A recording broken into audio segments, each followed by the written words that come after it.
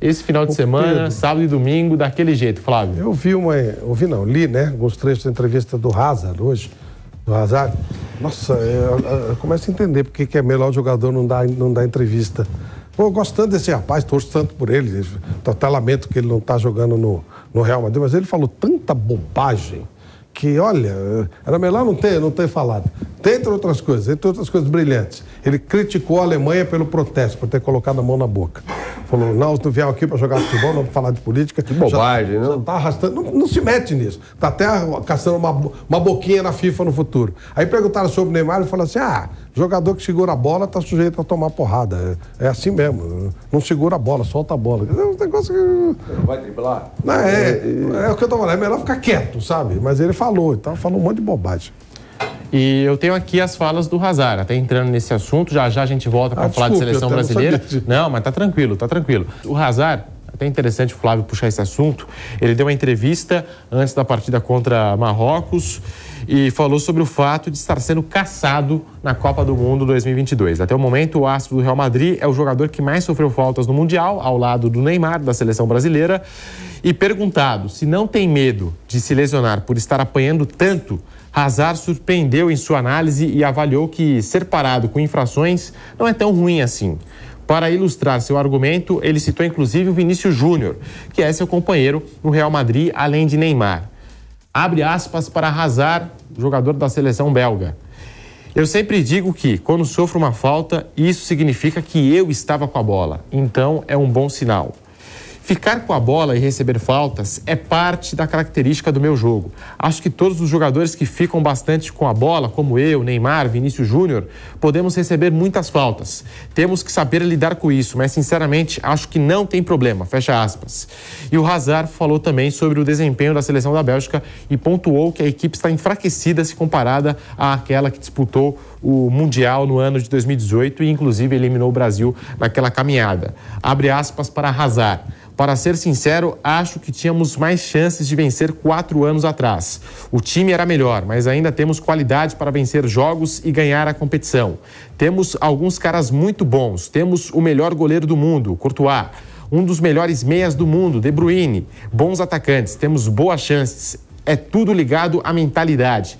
Temos o desejo de ganhar. Você precisa aproveitar o jogo, tentar vencer e ver o que vai acontecer, fecha aspas, a declaração de Eden Hazard. Então tá aí, ele falando, eu fico muito com a bola, o Neymar fica muito com a bola, Vinícius Júnior também, e quem fica com a bola vai receber bastante falta. E ele falou que acha isso bom, né? Ele vê algo positivo nisso, significa que ele está com a bola. Se ele está recebendo faltas é porque ele está com a bola, ele está realizando alguma atividade dentro do jogo. Para você, Flávio, besteira falar um negócio desse? Tá pedindo para apanhar, né? Mas o que mais me chocou foi o negócio da Alemanha. Estamos aqui para jogar futebol, não para fazer protesto. É meio que ignorar o resto do mundo, né? Eu tô na minha, dane-se o resto. Isso aí para mim foi um bobão. Joga a bola, é melhor. Não, tem cara que é melhor não falar. Bernardo Ramos, as declarações de Eden Hazard. É uma bobagem, né? Me admira muito um jogador como o Hazard, que é um jogador, ou era pelo menos, né? Um jogador que perdeu muito desempenho desde que chegou ao Real Madrid, mas no Chelsea, um jogador agudo, de drible também, falar uma bobagem dessa. Basicamente o que ele fala aí, não drible não, solte a bola, tal. E quando o Neymar dribla, de certa forma para gerar jogo, é para o benefício da própria seleção, quer dizer, é um jogador extra classe, é um craque, é óbvio que vai driblar, é óbvio que vai partir para o confronto com a bola, né? Então, falar, né, normalizar essa questão de o Neymar ter sido o jogador que mais apanhou, mais faltas recebeu na primeira rodada da Copa do Mundo, é uma bobagem do Hazard, né? E para você, Bruno Prado, bom dia, bem-vindo aqui à cobertura especial da Jovem Pan de Copa do Mundo. Bom dia, Pedro, bom dia a todos. Você não pode condenar quem está jogando, né? A falta é infração, faz parte do jogo, mas quem está fazendo a falta é quem está impedindo o outro de jogar. Então, acho que é meio o contrário ali, é meio maluco você colocar a culpa em quem dribla, né? E não em quem faz a falta, quem às vezes é violento com um jogador talentoso. E a avaliação do Hazard sobre a seleção belga, ela é muito parecida com a De Bruyne e acho que nessa parte é correta. Eu também acho. É uma seleção que está mais velha, muitos caíram de produção. O Hazard, eu acho que é o que mais caiu de 2018 para cá. E é uma seleção que em 2018 tinha sim chance de ser campeã, perdeu na semifinal 1-0 para a França, um jogo que foi igual ali, poderia ter vencido. Agora já é mais difícil. O De Bruyne, ele chegou a dizer, agora nós somos azarões. Você está numa Copa, pode acabar chegando, né? Às vezes quando você não espera, mas pela lógica, a Bélgica sim era muito mais forte em 2018, porque alguns jogadores caíram de produção, envelheceram e os novos ainda não se acertaram totalmente. Ele chama os adversários, Bernardo, Flávio, o Flávio até já disse, né? Ele está chamando os caras para, de fato, bater nele, né? É mais ou menos por aí, Bernardo. Mas foi o que o Bruno falou, quer dizer, a inversão total da lógica do futebol, né? Um jogador que vai driblar, que naturalmente vai driblar, e há outros em várias seleções, os jogadores que não estão na Copa do Mundo, que fazem isso, tal, são características dos jogadores. Ou seja, não drible, não use a sua categoria, não faça do futebol um jogo mais bonito, apanhe, apanhar é o certo, bater é o certo no caso, né? Não faz muito sentido essa conversa. Ainda mais, repito, vindo de um jogador que teve como característica durante muito tempo, hoje é um jogador numa fase, como disse o Bruno, muito ruim, faz muito tempo, né? Sequer é titular do Real Madrid. O Real Madrid joga ali pelo lado esquerdo com o Vinícius Júnior, ora com o Rodrigo pelo lado direito, o Asensio e tal. Quer dizer, é melhor ficar com a boca fechada nesse momento, né? Não falar bobagem. Né? E eu vejo o futebol, vocês podem até discordar de mim, mas cada vez mais dinâmico, principalmente na Europa, né? Você recebe a bola, já tem que soltar, recebe a bola, tem que soltar. E ele admite, ó, eu fico muito com a bola aqui e tal, e até citou outros jogadores, falou do Vinícius Júnior, do Neymar. Também tinha essa questão envolvendo o Neymar nessa estreia do Brasil, se o Neymar prendeu demais a bola ou não. E aí, Flávio? Eu não achei que prendeu, não. Ele foi caçado, né? Foram 9 faltas. É o maior número de faltas que um jogador sofreu numa Copa do Mundo. 9 caçadas. Deram porrada. Os caras entraram para quebrar. Eu acho sim que a CBF deveria fazer um protesto na FIFA, mais para crédito no futuro, que não vai mudar nada, mas criar um crédito e gerar uma proteção aos jogadores. O Mark van Basten, ele foi tão caçado nos anos 80 e 90 que criou-se uma regra, o carrinho por trás ficou proibido, a partir de hoje é cartão vermelho direto, e esse tipo de proteção precisa ser dada a craque. Claro que o futebol é mais dinâmico, tem que soltar mais a bola, mas o craque ele vai sempre fazer algo diferente. É exatamente isso que eu estou dizendo com relação à ausência do Neymar na seleção brasileira. O time brasileiro vai ser burocrático. Vai ser mais difícil alguém partir para o jogo, vai ser mais difícil alguém dar um toque de primeira ou dar um drible que quebra defesas, fica mais difícil, a não ser pelo lado do campo. Meter uma bola longa para o Vinícius Júnior, para que ele venha e quebre a defesa do drible pelo lado. Mas é mais difícil. O jogador que parte do zero, tem aquele arranque, faz o drible rápido, esse jogador quebra defesas. E o Brasil não terá esse jogador. Esse jogador precisa ter a bola. Como o Hazard, quando estava bem, ele fazia isso, como o Messi faz isso. O diferente faz isso. O dinamismo do jogo é absolutamente necessário, óbvio. Mas você precisa ter alguém para fazer o diferente, mais do que simplesmente tocar a bola. Senão fica todo mundo jogador comum, né? É mais ou menos por aí. E Bruno, será que não é o caso, então, do Neymar tentar soltar a bola mais cedo para evitar essas faltas, essas entradas mais violentas dos jogadores? Não só o Neymar, mas também a gente estende essa pergunta aí, já que o Hazard falou do Vinícius Júnior também, falou que ele tem essa característica, ele próprio, né, Hazard. Como é que você vê, Bruno Prado? Em alguns momentos você pode soltar aí a tomada de decisão do jogador, mas não dá para querer que esses caras eles sejam jogadores que peguem, que dominem toque, senão eles viram jogadores normais. Hoje também tem muito pouco espaço para jogar, né? A linha de defesa, principalmente tem time que joga com 5 ali na linha de defesa. Como é que você vai quebrar uma linha de defesa sem o drible? Você pode até quebrar numa tabela rápida, toca, desloca, consegue envolver. Mas uma das principais armas para você quebrar uma linha de defesa bem montada é o drible. Você dribla um, já vem outro para tentar tomar a bola, já começa a abrir espaço. Então, tem alguns momentos da tomada de decisão que você pode soltar mais rápido. Você dribla um, se você tocar, você coloca alguém na cara do gol. Se você segurar, você dá tempo do cara da defesa adversária recompor. Mas você tem que ter o drible, senão vai ser quase impossível furar uma defesa bem fechada. Vai ter que acertar uma tabela muito bem feita. Então esses jogadores, aliás, a própria seleção brasileira, eu acho que ela cresce muito de produção nesse ciclo de Copa do Mundo, quando os jogadores de drible ganham espaço. O Rafinha, o Antony, o Vinícius. É ali que a seleção dá um salto ali de qualidade que o coloca numa condição de poder ganhar a Copa do Mundo. Bernardo Ramos, você acha que o Neymar prende muito a bola no meio de campo? Eu acho que é um recurso dele, assim como o Bruno falou. Quando um time enfrenta outro que se fecha mais, isso aconteceu bastante. Veja, a Sérvia no início do jogo até marcava mais ali a saída de bola do Brasil, arrumou algum problema para a seleção brasileira, sobretudo ali pelo lado esquerdo, por onde atuava o Alexandro, né? Mas depois esse problema foi resolvido porque a Sérvia acabou recuando bastante. Então existem algumas possibilidades de passar por uma equipe, né, por um sistema defensivo tão sólido, assim como foi o da Sérvia no primeiro tempo. Um deles, dando passes entre as linhas, né? E aí linhas de defesa, meio campo, e aí o jogador que está mais à frente, driblando ou cruzando bola sobre a área, que eu acho que o pior das formas. Porque você vai ficar cruzando bola na área da intermediária, vai pegar os zagueiros de frente, o goleiro de frente, enfim. Havia 3 zagueiros ali no caso, muito bons. Sobretudo o Milenkovic, que atuava pelo lado direito da linha de 3 zagueiros, e o Pavlovic pelo lado esquerdo. Mas, então, é uma forma, é um recurso que o jogador tem, que um craque tem, para tentar abrir espaço numa defesa tão fechada, que se fechou de uma forma tão competente no primeiro tempo. Então, se fala, o Neymar segura tanto a bola. Veja, o Neymar, a carreira inteira dele, ele fez isso, porque só agora ele vai mudar a forma de jogar.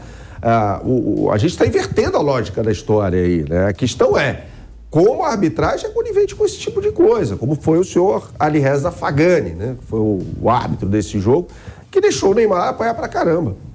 Deixe o seu like aqui no canal do YouTube Jovem Pan Esportes, e foi até bom você citar a arbitragem, Bernardo Ramos, porque a comissão de arbitragem, antes mesmo da Copa do Mundo, ela se manifestou sobre isso. Abre aspas, a primeira missão dos árbitros na Copa do Mundo no Catar consistirá em proteger a segurança dos jogadores, afirmou o presidente da comissão de árbitros da FIFA, Pierluigi Collina, alertando que os infratores poderão receber sanções disciplinárias muito pesadas.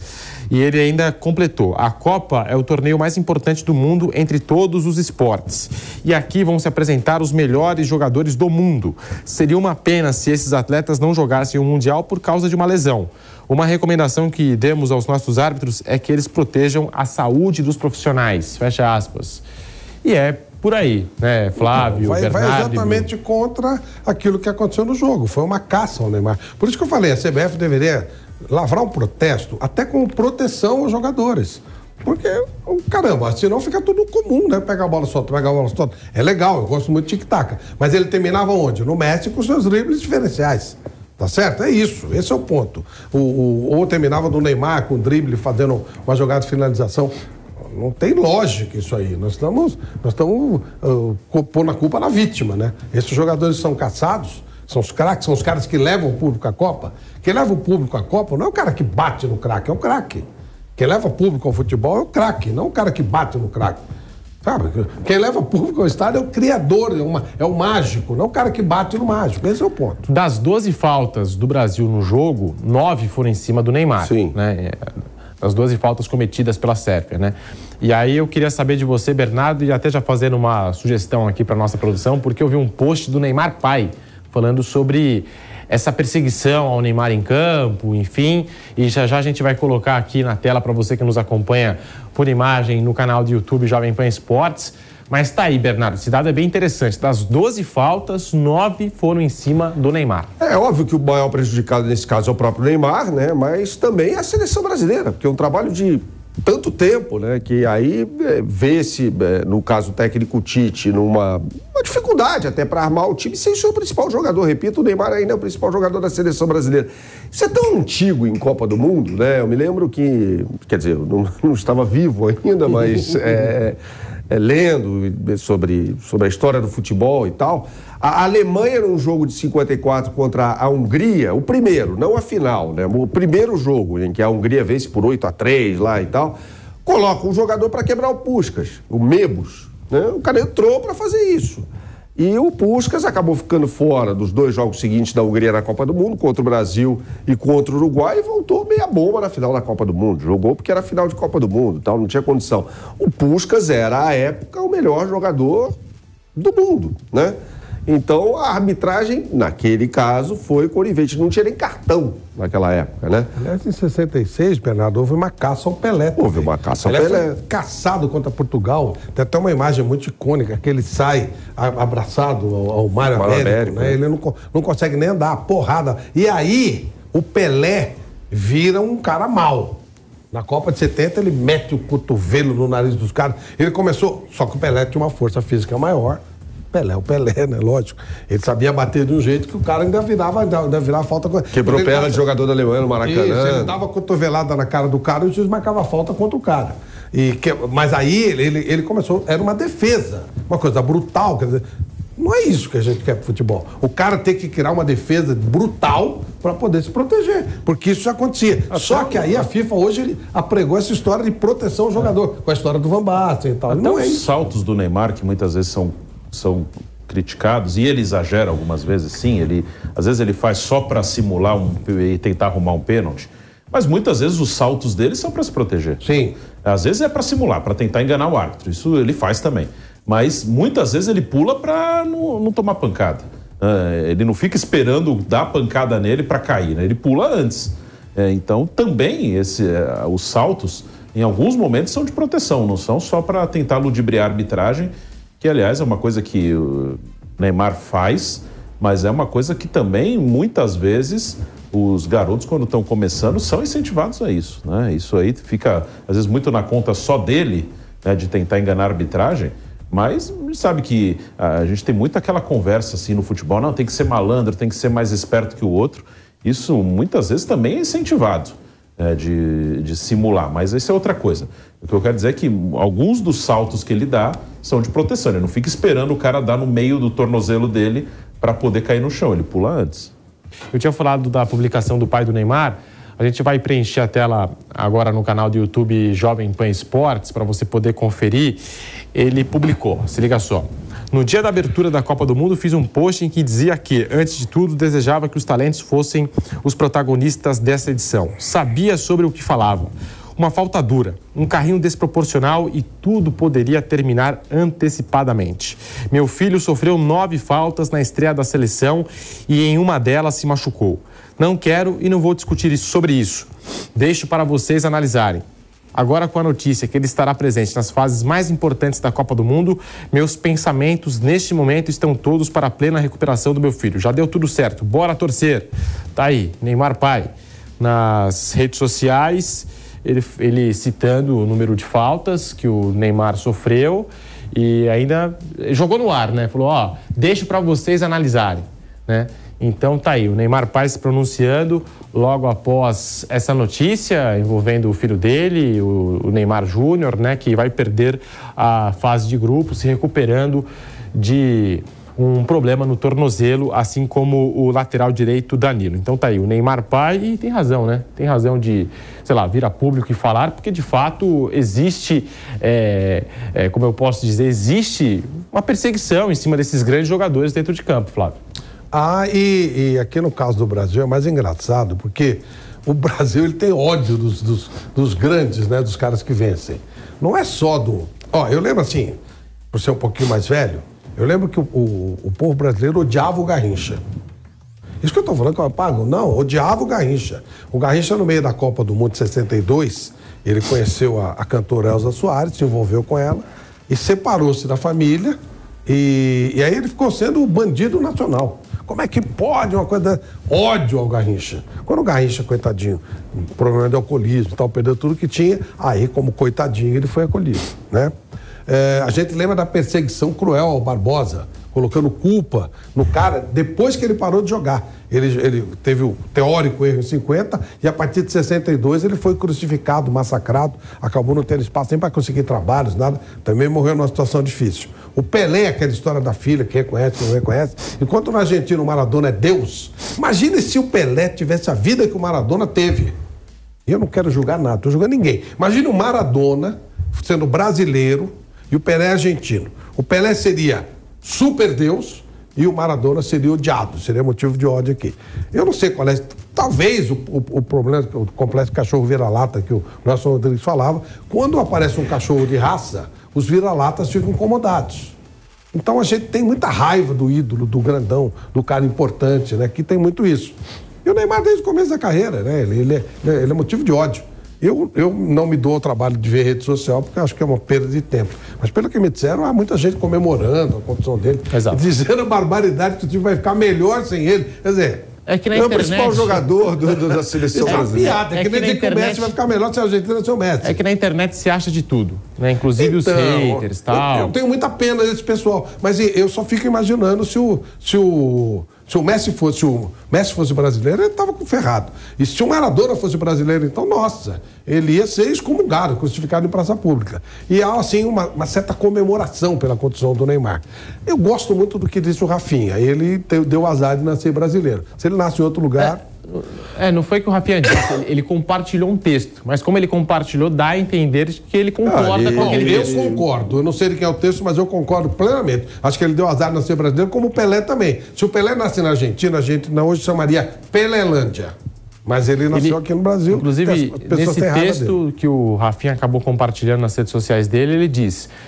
o Neymar, ele não merece ser brasileiro, né? O brasileiro não merece ter o Neymar, né? O brasileiro não merece ter o Neymar, porque na Argentina o Messi é muito amado, não sei o quê, idolatrado, em Portugal o Cristiano Ronaldo também. O Messi é mais ou menos. Então, né? aí é que tá, eu entendi o que ele quis dizer, onde quis chegar. O Maradona que é o cara. Mas o Messi, de fato, ele também é perseguido na Argentina. O Maradona, vira e mexe, ele é perseguido. O Maradona não, melhor, o Messi. Em 2009, ele marca um gol contra o Estudiantes, né, na final lá do Mundial de Clubes e tal. O Estudiantes quase foi campeão do mundo, né?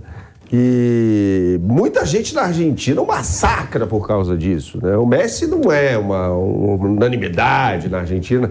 O que o Flávio falou, né? Agora na Argentina não há ódio. No caso do Neymar há ódio, é uma coisa de ódio, né? É diferente. Lá eles contestam e tal, compara com o Maradona, e aí não dá, né? Pra mim não dá. Mas e o Maradona jamais. O Maradona sempre foi, né? Deus, tem várias camisetas lá na Argentina. Deus existe com a foto do Maradona. Imagine o Maradona. Imagina se o Neymar fizesse o que o Cristiano Ronaldo fez. Imagina. Agora, no Manchester United. Dá uma entrevista, esculhambando. Antes de sair do jogo. O Neymar, ele apanhou e ele está sendo criticado. Ele foi caçado em campo.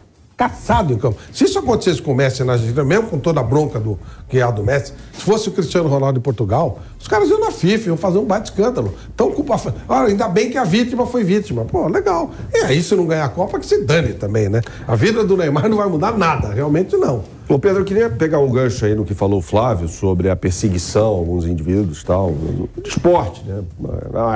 Este é o culpado, né? Porque é mais fácil você apontar o dedo e aí pronto, acabou.